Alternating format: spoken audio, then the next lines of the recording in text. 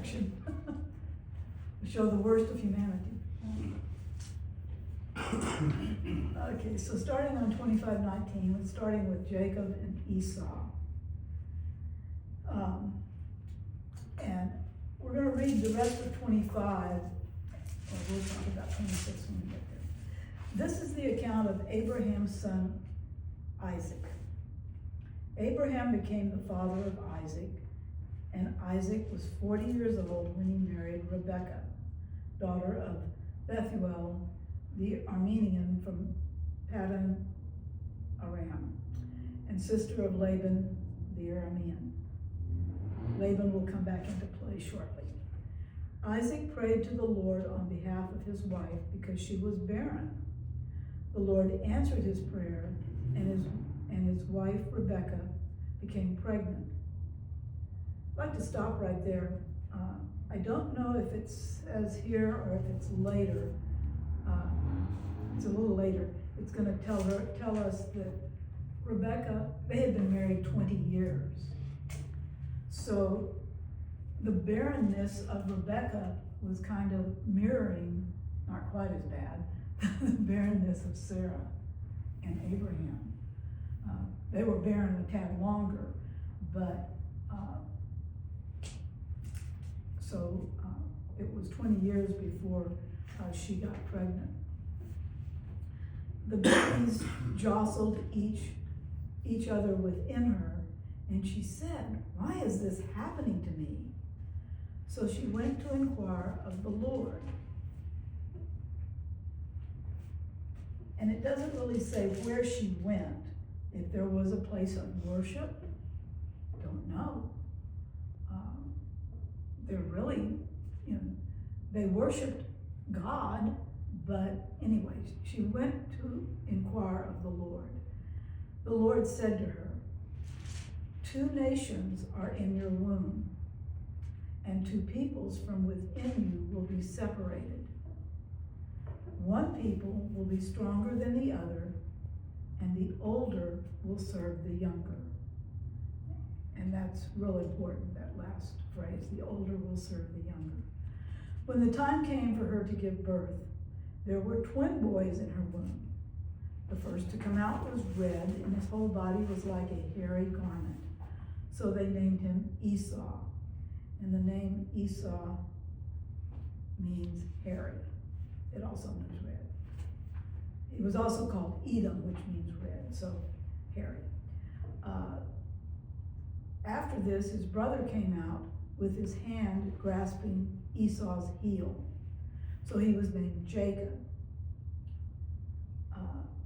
So Jacob means he grasps the heel, also means he deceives.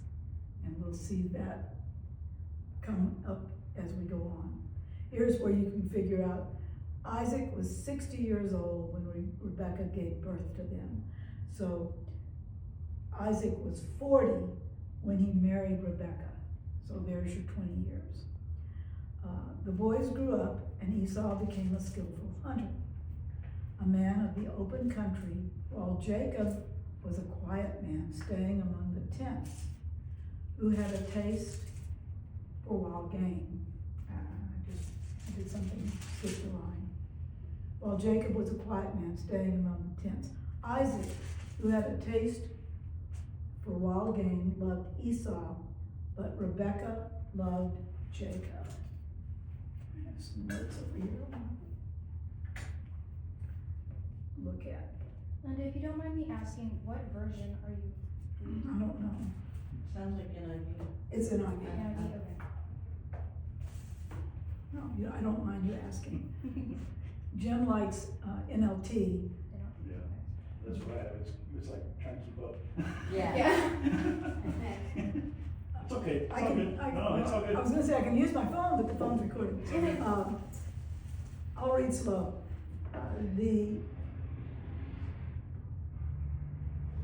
We're going to see that from the very womb, there's going to be a struggle and a conflict between Jacob and his brother Esau.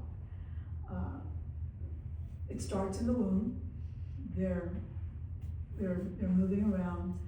Obviously, they have different personalities.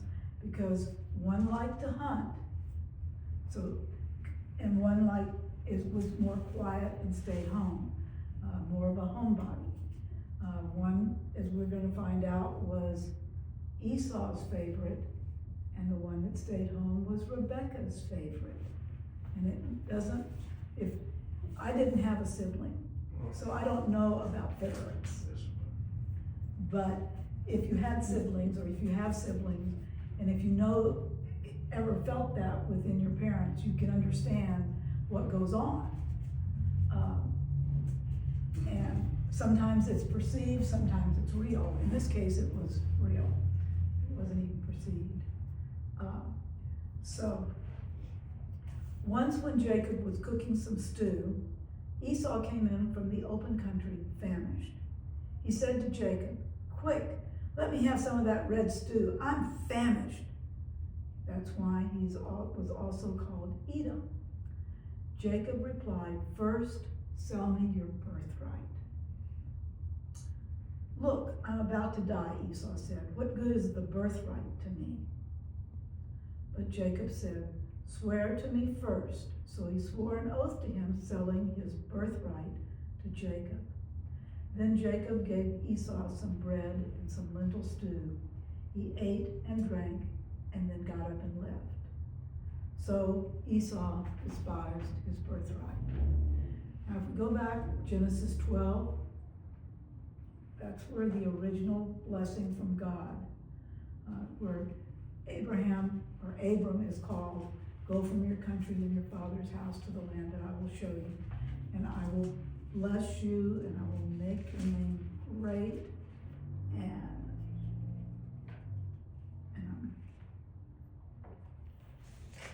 I will make you into a great nation. I will bless you. I will make your name great, and you will be a blessing. I will bless those who bless you, and whoever curses you, I will curse."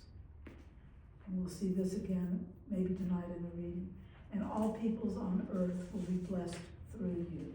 So that's the original blessing, and we've heard that blessing as we've read.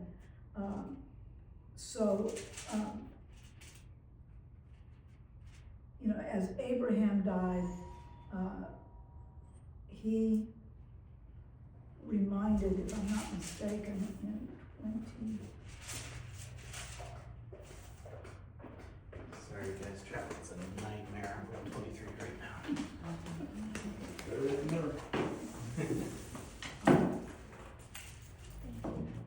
I'm pretty sure that Abraham reminded Isaac of the blessing. And I read that earlier, but I didn't mark it, so I don't see it.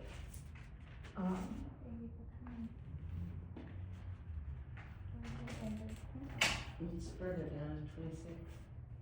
Okay, oh, that's right, 26 is kind of a weird chapter, weird book. So, we're almost at 26. So this birthright thing, the birthright and the blessing that we're going to, some of you may be familiar with, when Jacob tricks his dad, the birthright and the blessing almost go hand in hand. But this is what the firstborn in that culture received the birthright. Many times they got double what the younger male sibling received. The females didn't receive anything normally because they were sold into to someone to be their wife. But the males in the family received the inheritance. Now, 26 is kind of weird. 26 goes back before Rebecca gets pregnant. Don't know why it's stuck at this spot, but you're going to see some similarities with Abraham in here too. But obviously, Rebecca has not had children, so sometimes the Bible does that to us and sticks things out of order. Now there was a famine in the land, besides the earlier famine of Abraham's time, and Isaac went to Abimelech, king of the Philistines, in Gerar. Now Abimelech, if you look back with Abraham, he also went to Abimelech, but the name Abimelech can mean, is more of a title, and he was probably the son or the grandson of the earlier king, because it's more of a title of being king. So he was king of the Philistines, and the Lord appeared to Isaac and said, "Do not go down to Egypt. Live in the land where I tell you to live. Stay in this land for a while, and I will be with you." And it's real important. "I will bless you." You know, it's not like he's gonna let anything bad happen. "For you and your descendants, I will give all these lands and will confirm the oath I swore to your father Abraham. I will make your descendants as numerous as the stars in the sky and will give them all these lands, and through your offspring, all nations on earth will be blessed. Because Abraham obeyed me and kept my requirements, my commands, my decrees, and my laws." So Isaac stayed in Gerar. So here, God is telling him, "I'm going to take care of you. Don't worry. You just go where I tell you to go, and all will be well. And you're going to get this blessing, this inheritance that I promised your father." Because God is faithful. And you know, throughout the scriptures, we see where God repeats his promises, and he is faithful to those promises.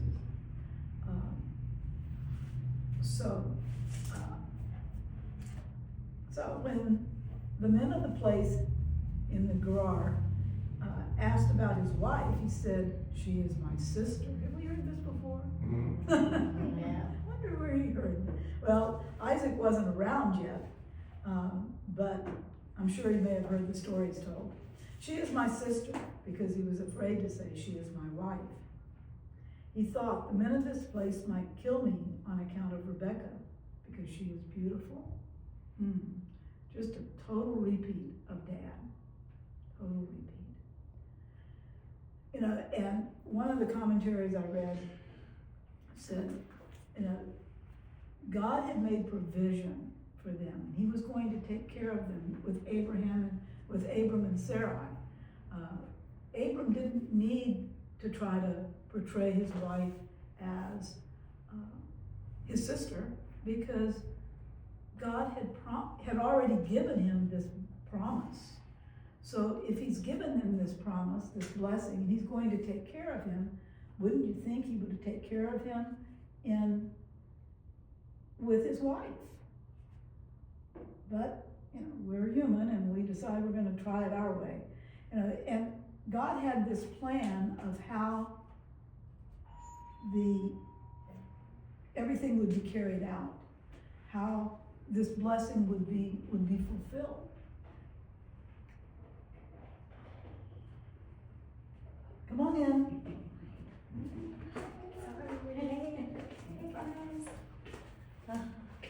We're in chapter 26. We just finished verse 7. The first part of verse 7. But God had a plan of how he was going to carry out this blessing, and it was through the offspring of Abraham and Sarah, through Isaac. But Abraham and Sarah decided to try to help, so we have Ishmael in the mix. But God didn't plan for Ishmael. I mean, he took care of Ishmael, but God's plan was for Isaac. And now we have Isaac trying to help God out by saying, "Oh, well, Rebecca's my sister. I think that's stretching it. I think it was more like a cousin, but, so, you know, trying to help God out. God didn't need any help. He's going to protect Isaac and Rebecca because they're going to have the child that fulfills part of the blessing. So, I don't know if I finished 7. He was afraid to say, she is my wife. He thought the men of this place might kill me on account of Rebecca because she is beautiful. When Isaac had been there a long time, Abimelech, king of the Philistines, looked down from a window and saw Isaac caressing his wife Rebecca. So Abimelech summoned Isaac and said, she is really your wife. Why did you say she's my sister? Isaac answered him, because I thought I might lose my life on account of her. Then Abimelech said, what is this you have done to us? One of the men might well have slept with your wife, and you would have brought guilt upon us. And this is part of what happened with Abraham, because I think he did it twice. And the second time, the women, their wombs had been closed, and there was illness amongst them. So, because nobody had slept with Sarah, but they had taken her into the king's harem. So Abimelech gave orders to all the people, anyone who molests this man or his wife shall surely be put to death. Isaac must have stayed there a long time, because it says Isaac planted crops in that land, and the same year reaped 100-fold, because the Lord blessed him. The man became rich, and his wealth continued to grow until he became very wealthy. He had so many flocks and herds and servants that the Philistines envied him. So all the wells and his father's servants had dug in the time of his father Abraham, the Philistines stopped up, filling them with earth. Now this area, I tried to find it on the map.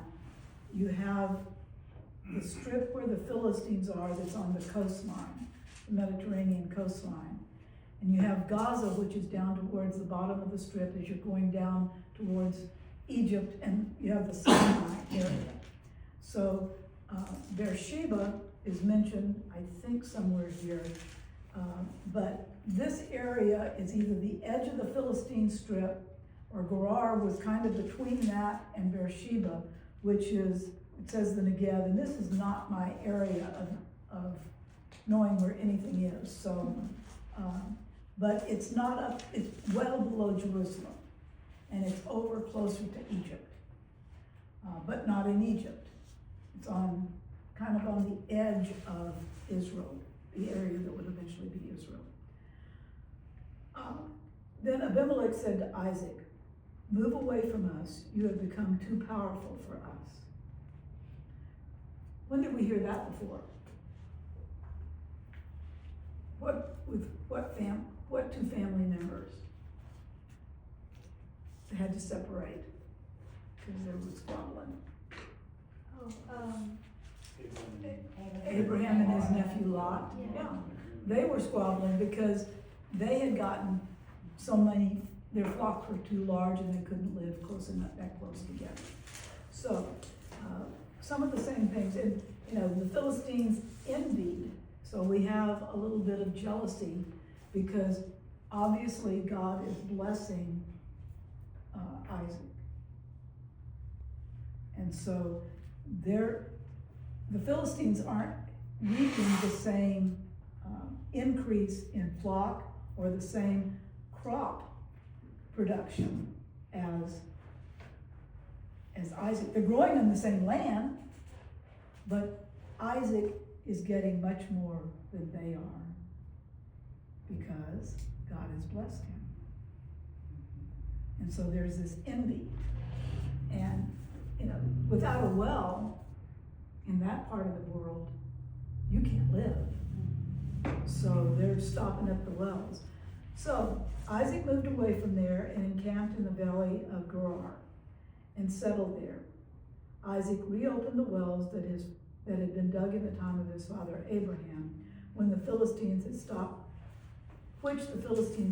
up after Abraham died, and he gave them the same names his father had given them. So this is an area down the southern part of what is now Israel, below the Dead Sea, over towards the Mediterranean. This is the same area that Abraham spent a lot of time in. So Isaac's servants dug in the valley and discovered a well of fresh water there. This is verse 19. The herdsmen of Gerar quarreled with Isaac's herdsmen and said, "The water is ours." So he named the well Esek, because they disputed with him, and Esek means dispute. They then dug another well, but they quarreled over that one also. So he named it Sitnah, and that means opposition. He moved on from there and dug another well, and no one quarreled over it. He named it Rehoboth, and Rehoboth means room, saying, "Now the Lord has given us room, and we will flourish in the land." From there he went up to Beersheba. That night the Lord appeared to him and said, "I am the God of your father Abraham. Do not be afraid, for I am with you.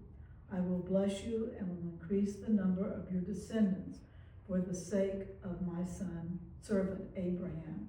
Now remember, at this point, Isaac and Rebekah have no children. This is somewhere in that 20-year period where she's still barren. But again, God is still saying that same blessing. I'm with you, I'll bless you, I'll increase your descendants, just like I told I would do Abraham. Isaac built an altar there and called on the name of the Lord. There he pitched his tent, and there his servants dug a well.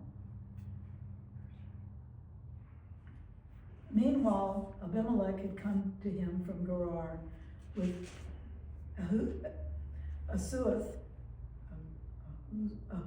Ahuzath, his personal advisor, and Phicol, the commander of his forces.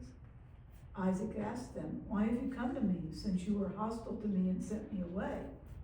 They answered, "We saw clearly that the Lord was with you. So we said there ought to be a sworn agreement between us and you. Let us make a treaty with you that you will do us no harm, just as we did not molest you, but always treated you well and sent you away in peace. And now you are blessed by the Lord." Isaac then made a feast for them, and they ate and drank. And this, when you sign a covenant, that eating and drinking, that community, that was very common in that culture. So early the next morning, the men swore an oath to each other. Then Isaac sent them on their way, and they left him in peace. That day, Isaac's servants came and told him about the well they had dug. They said, "We found water." He called it Shibah. And Shibah can mean oath or seven, the number 7. And to this day, the name of the town has been Beersheba. When Esau was 40 years old, he married Judith, daughter of Beri, the Hittite, and also Basemath, daughter of Elon, the Hittite. They were a source of grief to Isaac and Rebekah. So the last two verses is kind of jumping back. I think you're right. I think these last 2 verses would fit better somewhere early in the next chapter, actually. Yeah. Okay, so 26 precedes 25, or at least 25:19, verse 19. Questions to this point? Anything that that you thought seemed odd or out of place?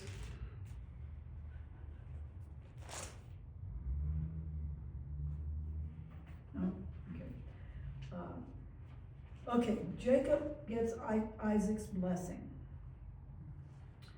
Now remember, Esau came out first, so he by their law or their custom would receive double blessing, double the inheritance. Jacob, the deceiver, was second. When Isaac was old and his eyes were so weak that he could no longer see, he called for Esau, his older son, and said to him, "My son." "Here I am," he answered. Isaac said, "I am now an old man and don't know the day of my death," although he lives quite a few years after this. "Now then, get your weapons, your quiver and bow, and go out to the open country to hunt some wild game for me.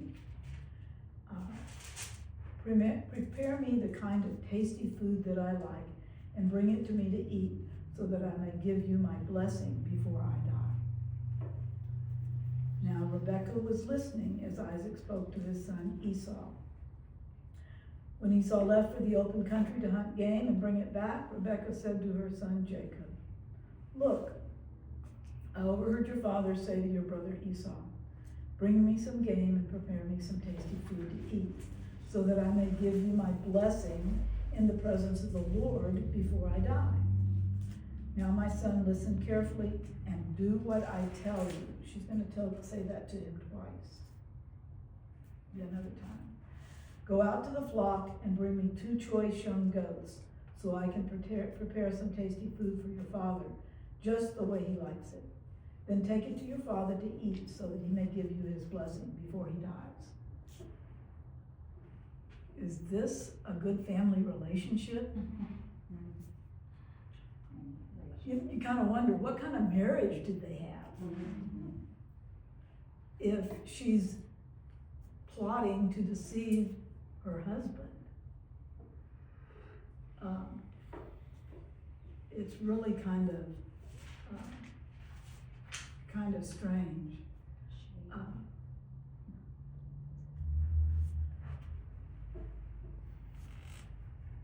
So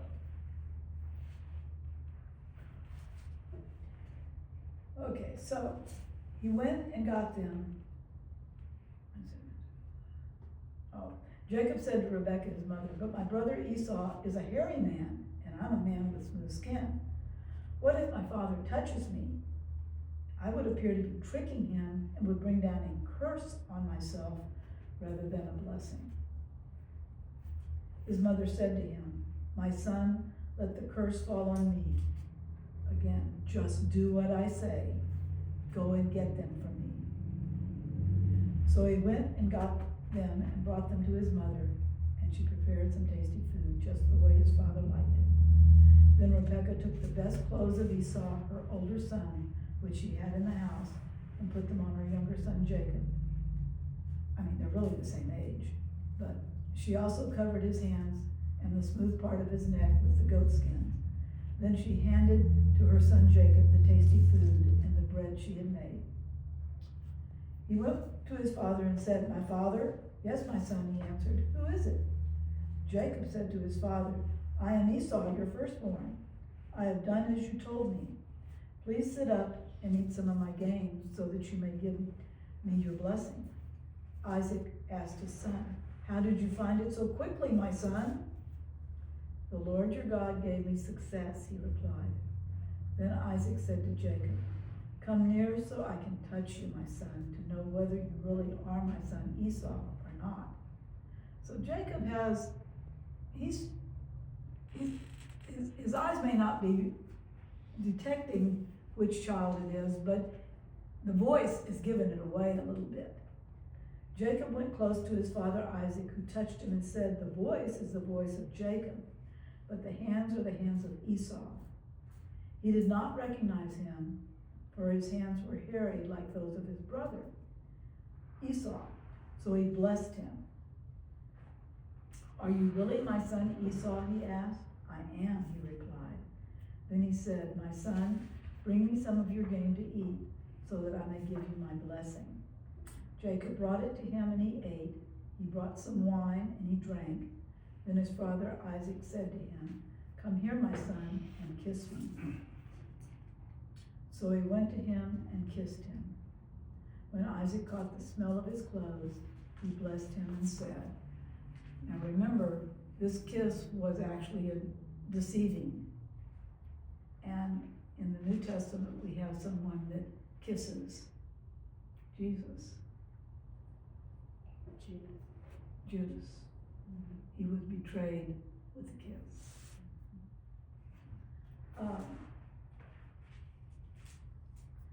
The smell of my son is like the smell of a field that the Lord has blessed. May God give you of heaven's dew and of earth's richness, an abundance of grain and new wine, bread and wine. May nations serve you and peoples bow down to you. Be Lord over your brothers, and may the sons of your mother bow down to you. May those who curse you be cursed, and those who bless you be blessed. You see some similarities in this.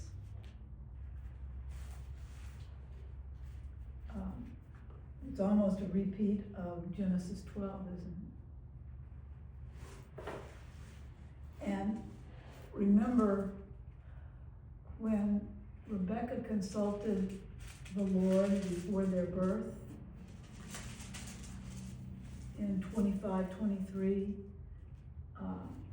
one people will be stronger than the other, and the older will serve the younger.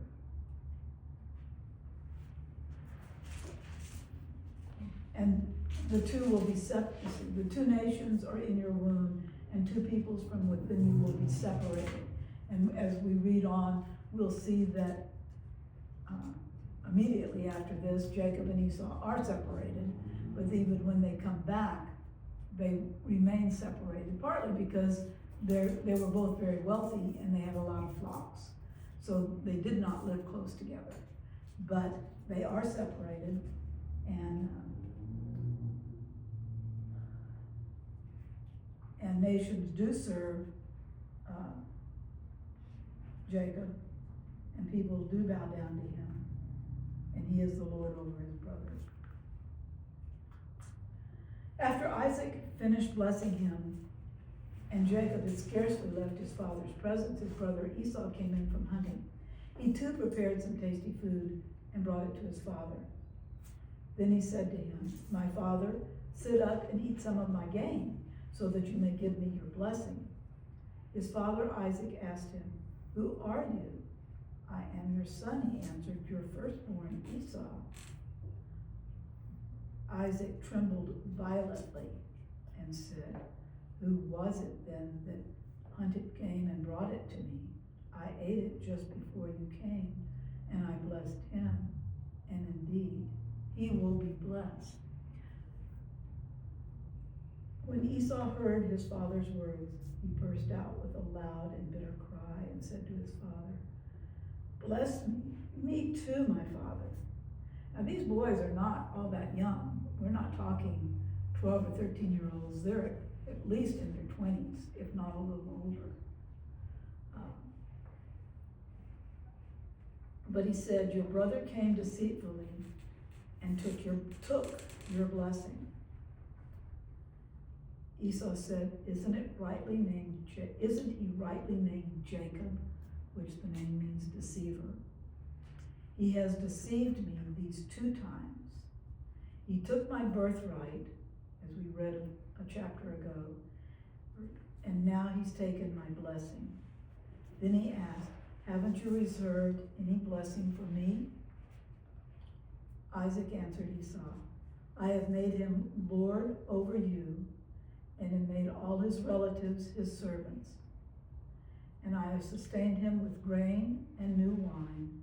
So what can I possibly do for you, my son?" Esau said to his father, "Do you have only one blessing, my father? Bless me too, my father." Then Esau wept aloud. His father Isaac answered him, your dwelling will be away from the earth's richness, away from the dew of heaven above. You will live by the sword, and you will serve your brother. And when you grow restless, you will throw his yoke off. You will throw his yoke from off your neck. The blessing that he gave Esau doesn't even really sound like a blessing. It's almost like a curse. In this time period, the father could bless all or some of his children, his male offspring. In this case, the preference of Jacob for Isaac for Esau and Rebekah for Jacob obviously was so divisive that he only had one blessing. He was not planning to bless Jacob. He was only planning to bless Esau, which is kind of sad.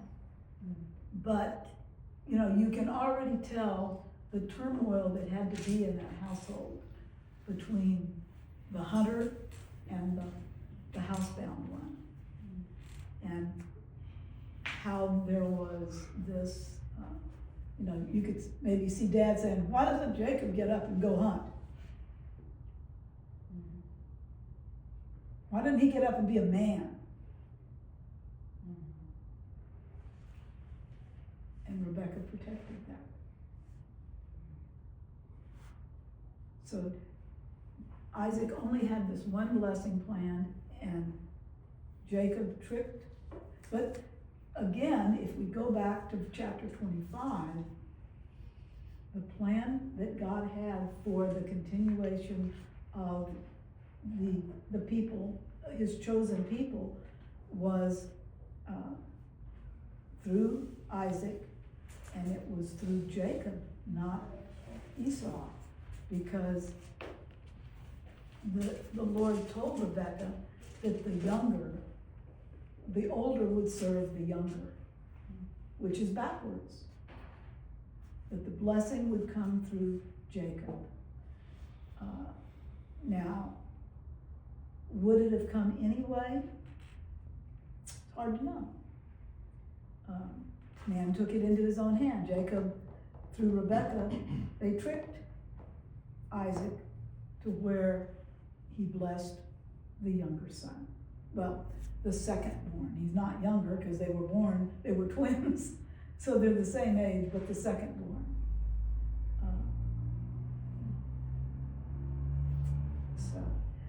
But God's plan was always to be through Jacob.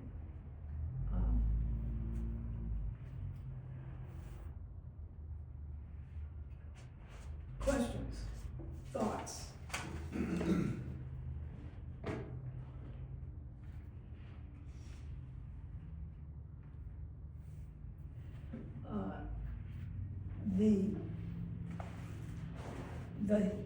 At the end of chapter 26, verse 34 and 35, Esau was 40 years old when he married. So this is probably about the time, or a little bit before, he could have already been married when this blessing of Jacob occurred. Esau was 40 when he married the two Hittite women. And they were a source of grief to Isaac and Rebekah. So we're going to see that come up now as the story of Jacob and Isaac and Rebekah continues.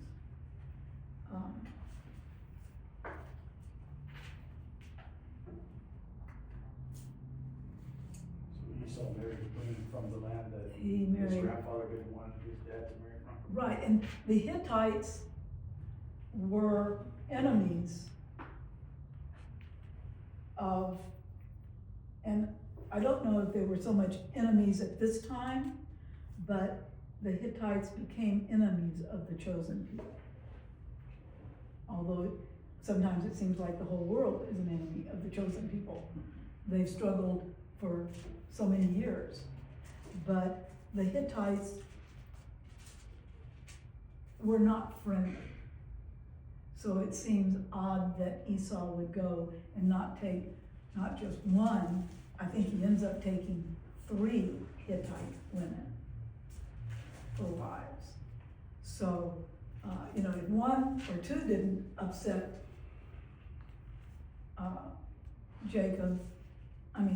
Isaac and Rebekah, 3 surely did. And remember, when Abraham was getting older, he had his servant go back to Padan, I can't even pronounce it all right, Padan Aram, back where he came from, to get a wife for Isaac, because he didn't want Isaac marrying any of the women from around there.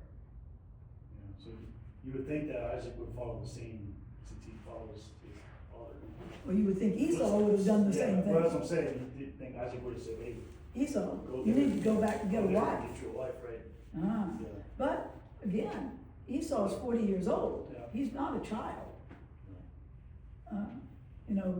Was he living still, in the same camp area as his dad? Who knows? It kind of makes you think maybe he didn't, because his mother had some clothes in the home that belonged to Esau. So he wasn't living, I don't think he was living in their tent. So, yeah, and it could have happened after Isaac told him that at the very end of, or right before Jacob flees right there. Yeah, it could. 39. Or it could have been after he gave up his birthright. That would have been enough to make him, I'll show them, I'll get me a wife. What you did. Got 2 of them. So, I'm beginning at verse 41. Jacob flees to Laban.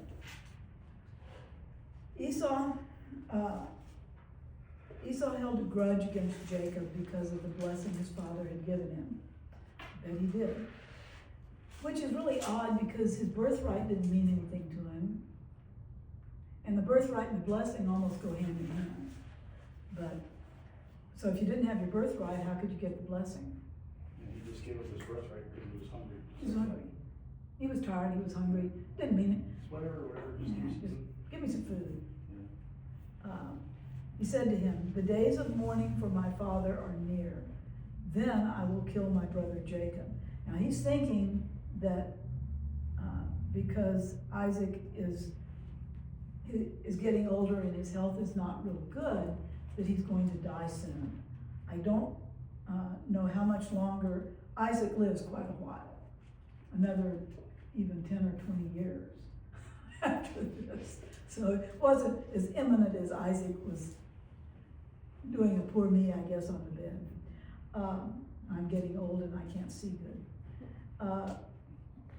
So Esau is planning, as soon as my father dies, I'll kill Jacob. When Rebekah was told what her older son Esau had said, she sent for her younger son Jacob and said to him, "Your brother Esau is consoling himself with the thought of killing you. Now then, my son, here we go, do what I say." He is really a mama's boy. That's the 3rd time. "Flee at once to my brother Laban in Haran. Stay with him for a while until your brother's fury subsides. When your brother is no longer angry with you and forgets what you did to him, I'll send word for you to come back from there. Why should I lose both of you in one day?" Then Rebekah said to Isaac, I'm disgusted with living because of these Hittite women. If Jacob takes a wife from among the women of this land, from Hittite women like these, my life will not be worth living." Oh, the mom doesn't want to marry him. Okay. Yeah, well, The other one, the other one. it's also the ploy of Why do we want to send Jacob away? Right. Not just, Jacob, you go back over there. Why are you doing that? You know, she wants dad on the same page. Let's, the two of us, send Jacob to get a real wife, not another one of these horrible Hittite women. Again, remember, the Hittites didn't worship the God of Abraham, Isaac, and again we'll say Jacob later. He did not worship the God of Abraham and Isaac. So they would pull their, as we saw with Solomon, what was the downfall of Solomon? He had everything, but he also had 700 wives and 800 concubines, or some unbelievable number. I don't know how you could get around. He could get around to all of them. He would have stayed busy just taking care of his wives and concubines. But they misled him. They set up and worshiped their gods. So would the Hittite women. And that's part of the reason that when the Israelites went back into the Promised Land, they wanted, God was saying, you know, to destroy the inhabitants, because the women, if the men intermarry with the women, then the women will pull the men away from worshiping the true God. So women have a strong influence. Who raises children? Women. Who passes, in so many cases, who passes on the faith? It's the women. Not that, who should be passing on the faith? The dads. And sometimes they are. But so many times, it's the women. When you think of Timothy in the New Testament, his mother and grandmother were instrumental in his faith. Doesn't say anything about his dad. I think his dad was Greek. But it was Lydia and, can't remember. Anybody remember who? I don't remember. But it was the grandmother and the mother of Timothy. So the mothers are so critical, and that's part of the reason that these Hittite women would have destroyed the plan. And it was probably God's plan anyway for him to go back. Because he would be bringing a wife that has the same value system as Abraham and Sarah, and then Isaac and Rebekah. So,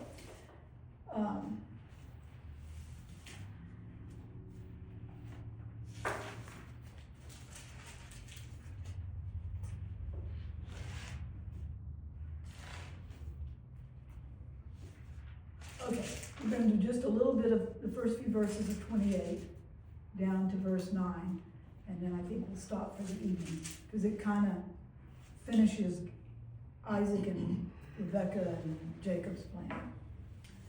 So Isaac called for Jacob and blessed him and commanded him, do not marry a Canaanite woman. Go at once to Paddan Aram, to the house of your mother's father Bethuel. Take a wife for yourself there from among the daughters of Laban, your mother's brother. May God Almighty bless you and make you fruitful, and increase your numbers until you become a community of peoples.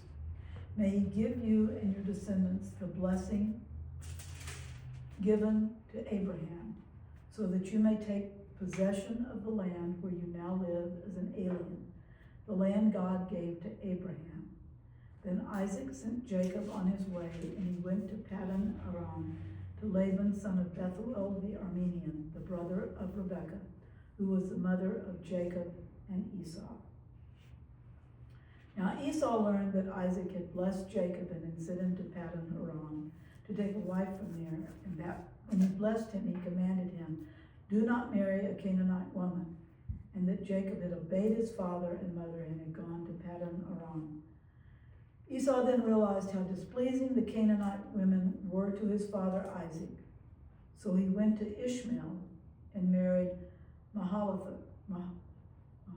Mahalath, the sister of Nebaioth, and daughter of Ishmael, son of Abraham, in addition to the wives he already had.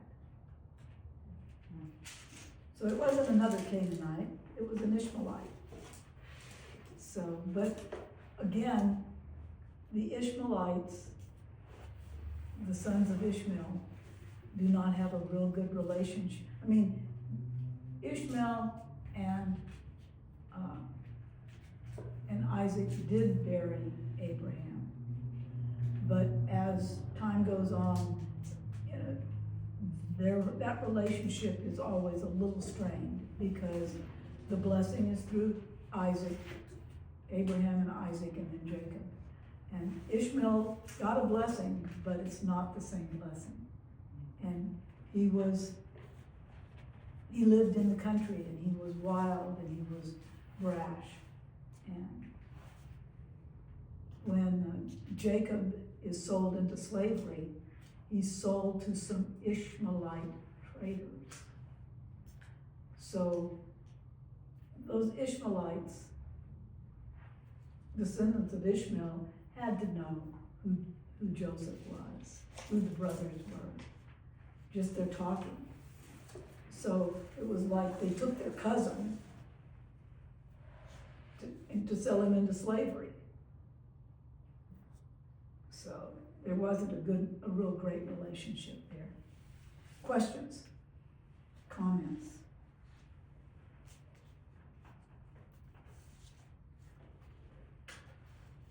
So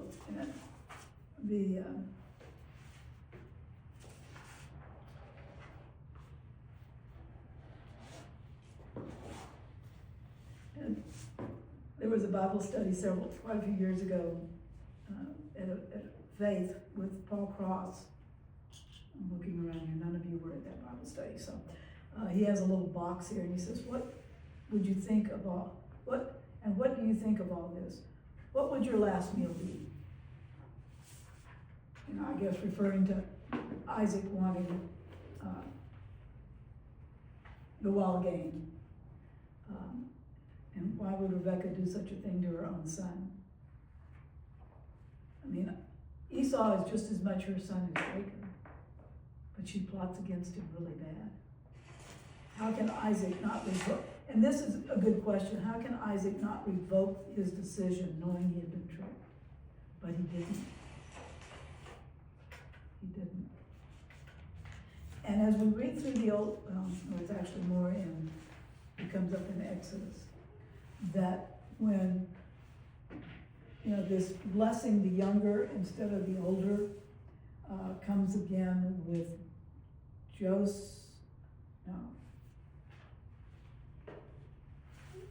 with Jacob, or Joseph, Jacob, when he's blessing Joseph's two boys that he had in Egypt. And Joseph carefully places his two sons in age order, the right and the left, and Jacob crosses his hands to give the blessing to the younger over the older. And Joseph tries to flip his hands, and he says no. So it does happen that the younger is the one that gets the blessing. And Isaac, again, when he sends him off, is blessing him again. So he blessed him actually a second time. Good question. How can God bless all this treachery? Does he bless it? Does he condone it? Is he just looking the other way? What's the deal? Was it his plan? I think it was God's plan. Well, we know it was God's plan that Jacob was going to get the blessing, because Rebekah knew that before she ever gave birth. Rebekah knew that the younger would be the blessed.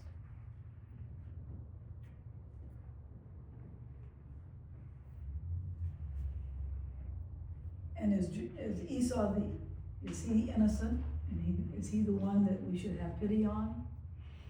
Probably Probably not. He was, you know, he didn't care anything. At one point in his life, he didn't care anything about his birthright. When it came right down to it and Dad's about to die, now, all of a sudden, he's interested in his birthright. Well, maybe with maturity. Mature, a little bit more mature. He now has 2 wives, which are upsetting his parents, or his, I'm sure it's upsetting his dad, because Dad didn't get one of those Canaanite women or Hittite women. Dad got somebody from back in the home country. So, yeah.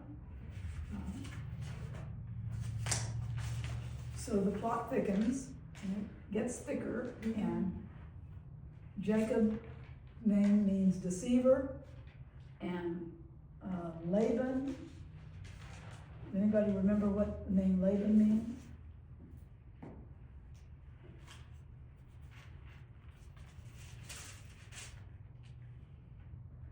They call it, another thing is Whitey.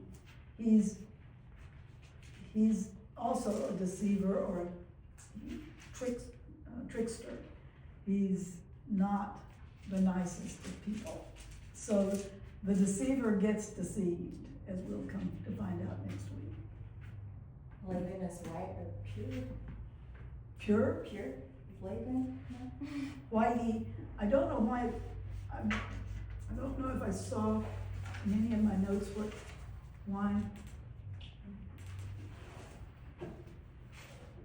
Even though it's like, I know, it's. Not like white being pure, but, To be honest, I just chat GPT'd it. And it says white or pure, but then it talks about how in the Bible he was also very manipulative. So. he was very manipulative. I don't know, that's funny because it does say that the name Very. Laban in Hebrew origin means white or pure.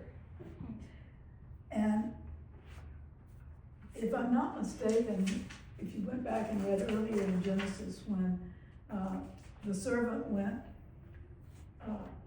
Laban was really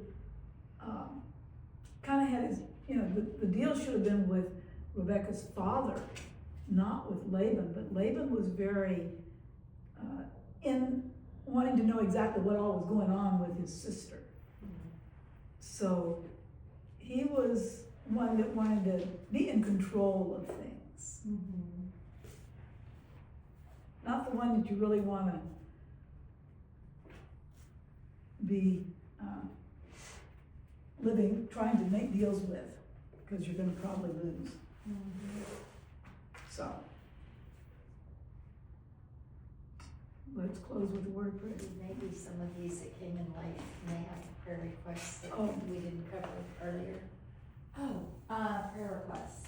I'm sure we have a ton, but let's see. Anything specific?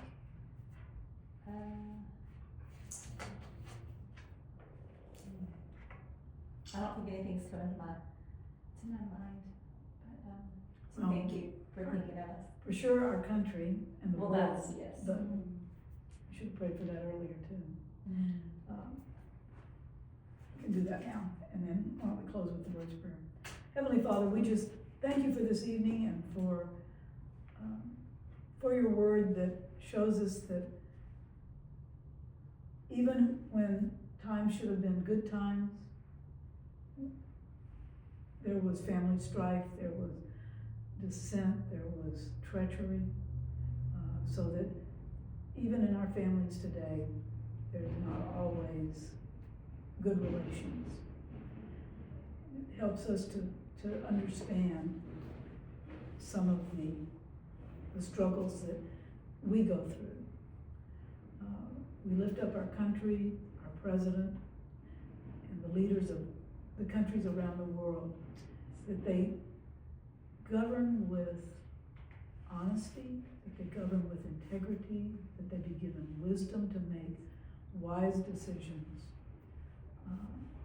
that our world could be have a time of peace.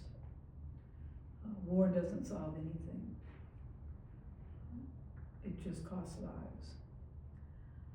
We just ask that you would be in the midst of all of these decisions that are being made, because I know you are.